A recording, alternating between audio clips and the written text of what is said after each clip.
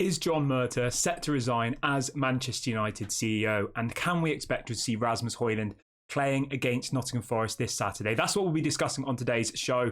But before we jump into that, please do smash a like on the video and please do subscribe to the channel. So let's start off with Richard Arnold. There's a story coming out from James Ducker, who is a journalist for The Times in the UK, and he is reporting Richard Arnold is now facing calls to resign after the handling of the Mason Greenwood situation. Now, I think we could all agree, regardless of what your stance is on Mason Greenwood, the handling of this situation has been nothing short of a disgrace. From start to the beginning, everybody's been kept out of the loop. Last week, we're told that Richard Arnold's going to bring him back. A couple of days later, there's people protesting, there's unhappy fans. Now that they're not bringing him back, it's been an absolute mess. And even his statement yesterday that he brought out about the Greenwood situation, ultimately saying that he thought he was innocent, but he was going to get rid of him anyway, and all the rest of it. It just has left so many answers, so many questions unanswered, and it's left so many fans in complete confusion.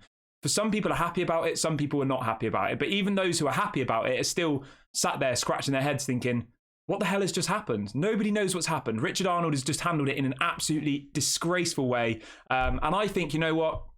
I'm never somebody to say that people should lose their job, but I think the handling of this situation has been an absolute disgrace. I really, really do. And then if you look at how the transfer window's gone as well and all those other factors, I don't think he's doing his job properly. We remember last year, him and John Murtough flew off to Barcelona to get Frenkie de Jong. They came back with nothing. They went off to Paris to get Adrien Rabiot, got scared back onto the plane by his mum. They've both not done their jobs properly in the last 12 or so months since Ed Woodward retired.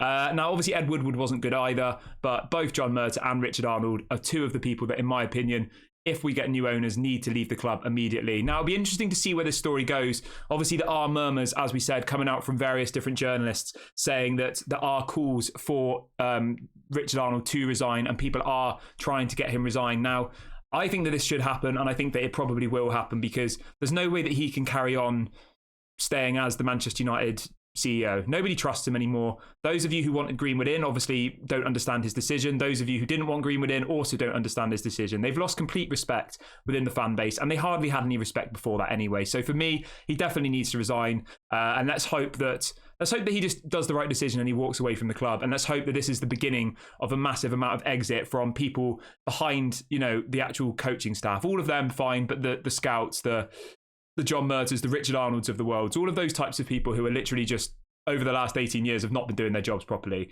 Now, the second bit of news coming in this afternoon is surrounding none other than Rasmus Hojlund. There's a story coming out this afternoon saying that Rasmus Hojlund will be included in the squad for the game against Nottingham Forest this Saturday. Obviously, that's amazing news. Now, from what we're seeing, it looks like he will be available to be on the bench. It doesn't look like he will be starting against Nottingham Forest, but he is apparently now training on the grass with the rest of the team. He's in proper training, and it does look like he will be included in the matchday squad for the Nottingham Forest game. This is absolutely amazing. It is, because I was a little bit concerned about throwing Rasmus Hojlund in for his first game against Arsenal at the Emirates. That was what the original goal was, to get him back fit for that game. But I think it's maybe a little bit too much pressure to put him in the Arsenal match away from home. That's probably going to be one of our most difficult games of the season.